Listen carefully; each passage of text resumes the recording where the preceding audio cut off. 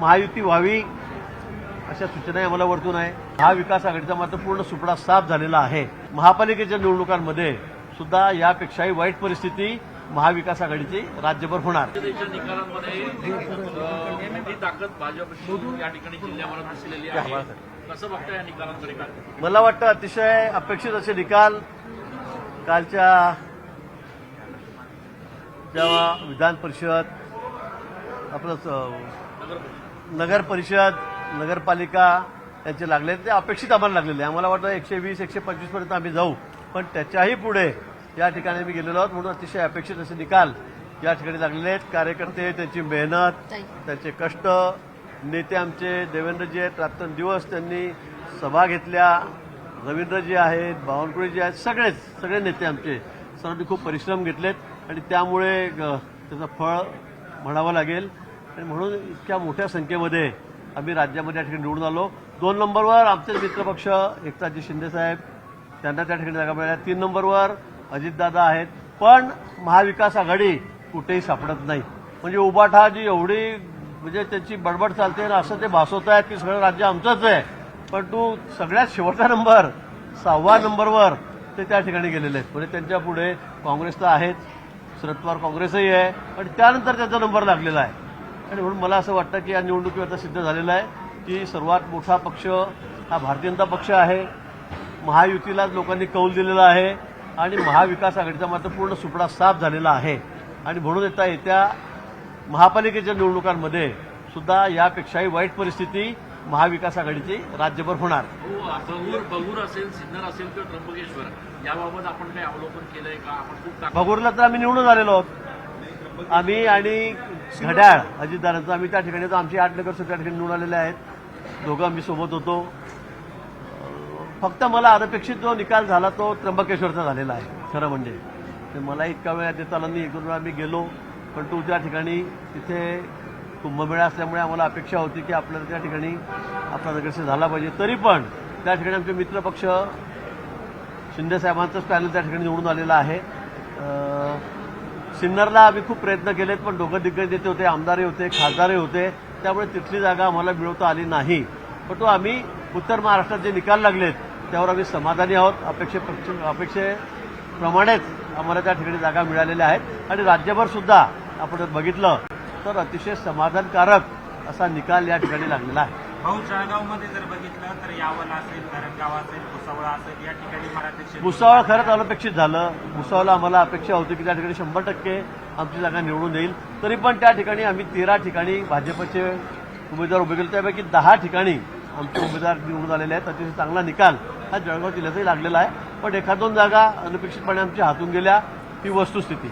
महापालिकेच्या अनुषंगानं काही शिवसेने 45 जागांवर शिवसेनेने दावा केलाय असं अजय भोसले म्हणते. गेल्या 3-4 दिवसापासून शिवसेनेचं आमचं बोलणं सुरू आहे. तर आपण बघितलं तर या ठिकाणी दादा भुसे आले होते, त्यांची टीम सगळी आली होती. माझी त्यांच्यासोबतही चर्चा झाली. आमचे समीर भुजबळ आहेत, त्याच्यासोबतही या ठिकाणीच माझी चर्चा 3 दिवसापूर्वी झालेली आहे. आमचे आमदार अध्यक्ष हे सुद्धा त्यांच्या टीमशी बोलत आहेत. मला वाटतं लवकरच यातून मार्ग निघेल. अजून नगर परिषदेच्या निवडणुका झाल्या, कालच्या देण्याचं म्हणणं आहे की आमच्या जागा जास्त आल्या, त्यामुळे आता आम्हाला सन्मानपूर्वक जागा मिळायला पाहिजे. ते मला वाटतं 130च्या जवळपास जागा आमच्या आहेत. आता मला एक्झॅक्ट आकडा सांगताना वेगवेगळे चॅनल तुम्ही वेगवेगळे दाखवत आहेत. एखादोन इकडे तिकडे होईल. 60-62 जागा काहीतरी एकनाथजींच्या सुद्धा त्या ठिकाणी दाखवत आहेत, त्या ठिकाणी अजितदारांचे दाखवत आहेत. पण 1 नंबरचा पक्ष, सर्वात मोठा पक्ष हा आमचाच आहे, हे आपण त्यावर सिद्ध होतं. म्हणजे मी आता त्याच्यात कम्पेअर करणार नाही कोणाच्या किती काय, पण 130चा आकडा आमचा आहे.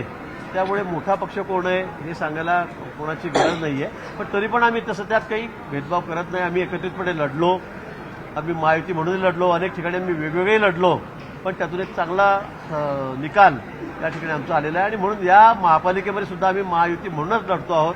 अनेक ठिकाणी आमचा तोच प्रयत्न आहे. फार काही क्वचित ठिकाणी नाही जमलं तर मग आम्ही मैत्रीपूर्ण लढत त्या ठिकाणी करू. पण अशी देखील चर्चा आहे की 2 बैठका झाल्या, फोनवर तुमची चर्चा झाली, पण शिंदेच्या जागा ज्या आहेत ते जास्त त्यांची मागणी आहे, त्यामुळे कुठेतरी फिसकटली. कुठल्या? नाशिकच्या महापालिकेवर नाही, अजून फिसकटलं वगैरे काही नाही. अजून आमची चर्चा सुरू आहे. कुठल्या प्रभागात कोण आहे, तो तुल्यबळ उमेदवार आहे का, त्याची निवडण्याची कॅपॅसिटी आहे का. म्हणजे एखाद्या उमेदवार जर थोडा लूज पडला तर त्यामुळे पूर्ण प्रभाग जाण्याची शक्यता असते आणि म्हणून मी ते सगळं तपासून बघतोय. निश्चित युती करण्याच्या बाजूनेच आम्ही या ठिकाणी आहोत आणि म्हणून मला असं वाटतं की 1-2 दिवसामध्ये त्यातून मार्ग निघेल. भाऊ, यामध्ये आपण स्वतः काय भूमिका घेत आहे, म्हणजे आपली काय मागणी असणार आहे? ही जी चर्चा चालू आहे युतीची, भाजपचा स्टँड काय? भाजपला नेमके किती जागा अपेक्षित आहे? नाही, अजून मी सांगितलं की मेरिट बघून त्यांच्या जागा तरी आधी 50 म्हणले, आता 45 म्हणतायत. पण मला वाटतं की त्या ठिकाणी आमच्या सुद्धा जागा 67 आणि आता नवीन आलेले 10 म्हणजे जवळपास आमच्या तिथे जागा 77-78 आता सिटिंग आहेत तसं बघितलं तर. आणि मग राहतात जागा खाली 40-42. तर त्यामध्ये भुजबळ साहेब पण आहेत, त्याच्यामध्ये शिवसेना पण आहे. त्यामुळे त्याच्यामध्ये कसा सुवर्णमध्य काढता येतो, काही जागा त्याच्याकडे चांगले उमेदवार असतील तर मग ते देता येतील का, काही कमी जास्त करता येईल का, या विचारामध्ये आम्ही त्या ठिकाणी आहोत. पण महायुती व्हावी अशा सूचनाही आम्हाला वरतून आहे. मी सुद्धा त्याच बाजूने, आमच्या कार्यकर्त्यांची मानसिकता तशी आहे आणि म्हणून आम्ही आता बोलणी करत आहोत. मला वाटून तर निश्चित आम्ही सुवर्णमध्य काढू आणि महायुतीमध्ये निवडणुका लढू. ज्या मुलाखती झाल्या 122 पैकी 122 विभागामध्ये तुमच्याकडे तुल्यबळ उमेदवार दिसत आहे. एका प्रभागामध्ये 12 उमेदवार आहेत. अशी भाजपची परिस्थिती आता युती किती सक्सेस होईल असं वाटतं तुम्हाला? ते सक्सेसचा प्रश्न नाही. युती आली तर सगळ्याच जागा आमच्या येतील. 1, 2, 5, 7 जागा सोडल्या, 10 जागा सोडल्या तर मला वाटतं खूप मोठा चांगला निर्णय या ठिकाणी येईल. आमच्याकडे खरं आहे, आपण म्हटल्याप्रमाणे आमच्याकडे सगळ्या जागांवर उमेदवार आहेत आणि एकेका जागेवर तुल्यबळ उमेदवार 3 आहेत, 4 आहेत, पुढे 10 सुद्धा आहेत. ही वस्तुस्थिती आपल्यालाही माहिती आहे. कारण जवळपास 78-80 जागांवर तर आमच्याकडे नगरसेवकच आहेत. राहिला 40 जागांचा. पण तिथे सुद्धा आता नवीन आलेले काही कार्यकर्ते आहेत, पदाधिकारी आहेत इतर पक्षाचे, आणि ते तुल्यबळ आहेत. आणि म्हणून मला वाटतं 100% जागांवर आमचे अतिशय तुल्यबळ उमेदवार त्या ठिकाणी आहेत. तरी सुद्धा वरतून निर्णय घेतल्यामुळे आम्ही युतीच्या बाजूनेच आहोत आणि यातून आता बोलणी करून त्यातून काहीतरी मार्ग आम्ही ठरवून काढू. स्थानिक पदाधिकाऱ्यांचा सूर नेमका काय आहे? एकला चलो रे की युती करायची? स्थानिक पदाधिकारी काय म्हणतात? नाही, आता स्थानिक पदाधिकारी कसं आहेत, ज्याचं त्याचं आता प्रत्येकाला स्वतःचे पडलेले असते. त्यांना वाटतं युती झाली की माझी जागा जाणार आहे, त्यामुळे तो विरोध करतो. ही वस्तुस्थिती आहे आणि त्यांचं काय चूक आहे? त्यांचं बरोबर आहे की आम्ही इतक्या वर्ष झाले काम करतो पार्टीमध्ये आणि तुम्ही आता युती करून आता आमची जागा घेऊन टाका आणि अजून परत 5 वर्ष थांबायचं, पुढे काय वेळ सांगता येत नाही. अशा परिस्थितीमध्ये सुद्धा कार्यकर्ते असतात आणि म्हणून ते म्हणतात की आपण स्वबळावर लढू. याच्यामध्ये दोन्ही आहे. काही लोकांना वाटतं की एकदम सोपं होऊन जाईल, डोक्याला ताप राहणार नाही, आणि काही जणांना वाटतं की आता न केलेलं बरं, नाही तर मग माझा नंबर जाईल. अशा द्विधा परिस्थितीमध्ये कार्यकर्ते असतातच. महायुतीमध्ये आरपीआय सुद्धा असणार आहेत. मागच्या वेळी ते आमच्या सोबत होते, यावेळेला आम्ही त्यांना सोबत घेऊ. भाऊ, आपण तुमच्याकडे आणि शिंदे सेनेकडे 122 जागांवर उमेदवार नाहीत. जर तुम्ही युती केली तर त्याचा फायदा उभाटाला होणार.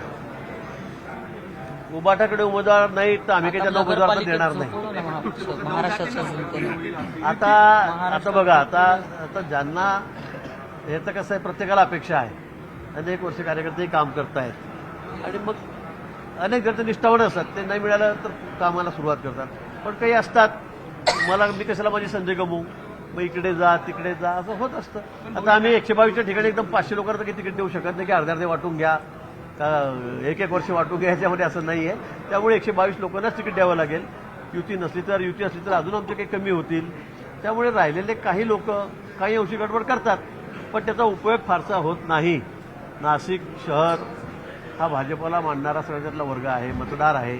त्यांचा विश्वास भारतीय जनता पक्षावर आहे, तसा महायुतीवर पण आहे. आणि म्हणून कोणी बाहेर गेलं राहिलं तरी आम्ही त्यांना निश्चित समजवण्याचा प्रयत्न करू. पण नाही समजले तर मग त्यांचं नशीब. नगर परिषदेत त्यांना खातंही उघडता आलेलं नाही. महाविकास आघाडीला खातंही उघडता आलेलं नाहीये. कालच्या नगर परिषदेचे निकाल लागले त्यामुळे महाविकास आघाडी. मग मी ते सांगितलं आपल्याला की या ठिकाणी महाविकास आघाडीची हालत काय आहे. 8 आणि 7 डबल डिजिटमध्ये सुद्धा ते गेले नाही. पवार साहेब असतील, उबाटा असेल, आणि कार्यकर्त्यांसाठी ते घराच्या बाहेर सुद्धा पडले नाही. साधा आवाज सुद्धा त्यांनी केला की आम्हाला निवडून द्या, कारण त्यांना माहित होतं आपण काही केलं तरी 10-15च्या वर जाऊ शकत नाही 288-290 पैकी. आणि मग त्यांना आता म्हणायला झालं की आम्ही कोणी बाहेर पडलो नाही. पण आपल्याला हे म्हणताना वाटलं पाहिजे की जे कार्यकर्ते रात्रंदिवस तुमच्याकडे खपतात, लोकसभेमध्ये तुम्हाला एवढ्या जागा निवडून दिल्यात, विधानसभेसाठी रात्रंदिवस मेहनत करतात आणि त्यांना तुम्ही वाऱ्यावर सोडतात. मला वाटतं हे काही योग्य नाही. आता निश्चित कार्यकर्ते त्यांना धडा शिकवतील आणि मतदारही त्यांचाही विश्वास यांच्यावर राहिलेला नाही.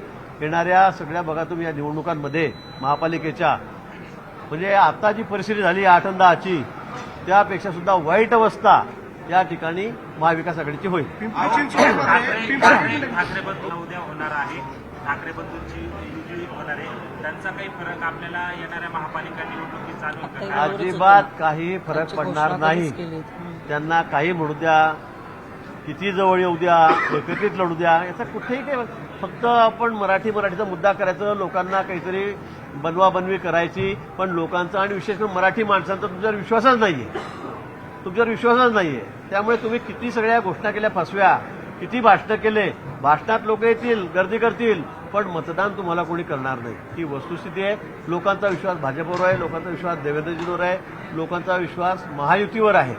त्यामुळे येणाऱ्या निवडणुकांमध्ये बघा, एकदम अनपेक्षित, म्हणजे तुम्ही कल्पनाही करू शकणार नाही, जसा बिहारचा झाला, महाराष्ट्र विधानसभेत झाला, कालचा झाला, तसा निकाल, आश्चर्यकारक निकाल हा या ठिकाणी निवडणुकीमध्ये या लागेल. भाऊ, पिंपरी चिंचवडमध्ये भारतीय जनता पक्षाने अजित पवारांच्या राष्ट्रवादीचे जे उमेदवार आहेत किंवा अजित पवारांच्या राष्ट्रवादीतले काही पदाधिकारी आहेत त्यांना भाजपमध्ये प्रवेश दिले. अजित पवारांनी नाराजी व्यक्त केली, उशिरा पत्रकार परिषद घेतली आणि त्यांनी असं म्हटलंय की जर सारखे आमच्या पक्षाच्या लोकांना प्रवेश देणार असाल तर समोरचे देखील शांत बसणार नाही. एक प्रकारे इशारा त्यांनी दिला अजित पवारांनी. मला वाटतं निवडणुका everything is fair in love, war and election. तिसरं त्याला आता ऍड झालेलं आहे सध्या. म्हणजे नुसतं प्रेमात युद्धात नाही तर निवडणुकीवर सध्या सगळं माफ आहे. आता त्यांनी त्यांच्या पद्धतीने काम करावं, आम्ही आमच्या पद्धतीने काम करू. पण एक ठरलेलं आहे की शक्यतोवर मित्र पक्षातले जे आहेत आमच्या महायुतीतले, ते म्हणजे मग शिंदे साहेबांचे काही कार्यकर्ते प्रमुख, त्यांना आम्ही घेऊ नये, आमचे कार्यकर्ते त्यांनी घेऊ नये, काही यांनी घेऊ नये. मग कोणीतरी सुरुवात करतं, त्यांनी एक घेतला की मग आम्ही दोन घेतो, 3 घेतात. मला वाटतं हे योग्य नाही. पण शेवटी हा शब्दच खरा आहे, everything is fair in love, war and election. असं पाहायला मिळेल का? आता बघतायत ना तुम्ही. अजून काही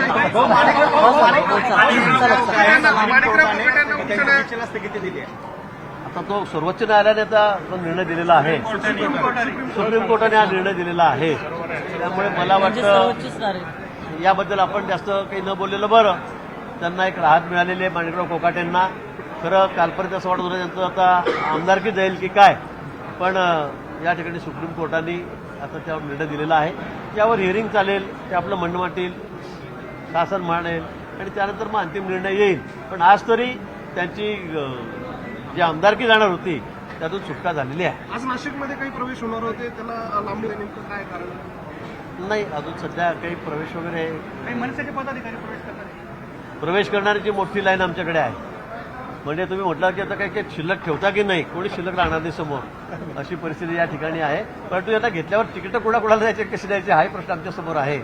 आणि त्यामुळे आम्ही सगळं तपासून पाहून सगळा विचार करूनच सगळे हे निर्णय त्या ठिकाणी घेतोय. पण काही झालं तरी नाशिक शहर हे महायुतीच्या बाजूनेच आहे, भाजपच्या बाजूने त्या ठिकाणी राहील. आणि मला खात्री आहे की येणारा कुंभमेळा सुद्धा आपल्यासाठी अतिशय महत्त्वाचा आहे. त्यामुळे नाशिककरांना आमच्यावर विश्वास आहे, ते आम्हाला निवडून देतील. आमचाही त्यांच्यावर तेवढाच विश्वास आहे. झेंडा भाजपचा की महायुतीचा? महापालिकेवर झेंडा महायुतीचा की भाजपचा? महायुतीचा. धुरंधर पिक्चर सध्या गाजतोय, सध्या सगळीकडे गाजतोय. राज्यातले कालचे जे निकाल आले, धुरंधर कोण आहे, देवेंद्र फडणवीस, एकनाथ शिंदे का अजितदादा पवार? हे तुम्ही ठरवायचं आहे, महाराष्ट्राच्या जनतेने ठरवलं नाही, ते तुम्ही सांगायचं आहे ना. आता निकालात तुम्हाला दिसलेलं आहे महाराष्ट्र विधानसभेमध्ये कसे निकाल लागलेत, आता काल कसे निकाल लागलेत, तर तुम्हीच सांगा. आता आम्ही तर आमच्या नेत्यांचं नाव सांगू, पण तुम्ही सांगा ना. हा प्रश्न मी तुम्हाला विचारतो, ते सांगा तुम्ही खरा धुरंधर कोण म्हणून. हा माझा प्रतिप्रश्न आहे तुम्हाला. ते लोकांनाही माहित आहे, तुम्हालाही माहित आहे, जनतेला माहित आहे. त्यामुळे आमच्यामध्ये तुम्ही भानगडी लावू नका. आम्ही सगळेच धुरंधर आहोत. आम्ही दोघी तिघी धुरंधरच आहोत. पण निश्चित समोर मात्र सगळा सुपडा साप महाविकास आघाडीचा झालेला आहे. आता फक्त तुम्हीच त्यांना पूर्ण 22 तास 24 तास फक्त टीव्हीवर दाखवतात, आले गेले बोलले चालले. अरे पण उपयोग काय, तुमचा उपयोग काय होणार आहे हे पण तुम्ही दाखवा आता पुढच्या काळामध्ये.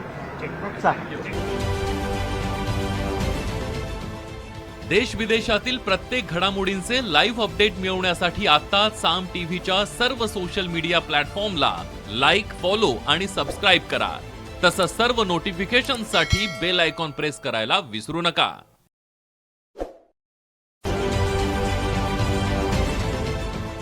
देश विदेशातील प्रत्येक घडामोडींचे लाईव्ह अपडेट मिळवण्यासाठी आता साम टीव्हीच्या सर्व सोशल मीडिया प्लॅटफॉर्मला लाईक, फॉलो आणि सबस्क्राईब करा. तसंच सर्व नोटिफिकेशनसाठी बेल आयकॉन प्रेस करायला विसरू नका.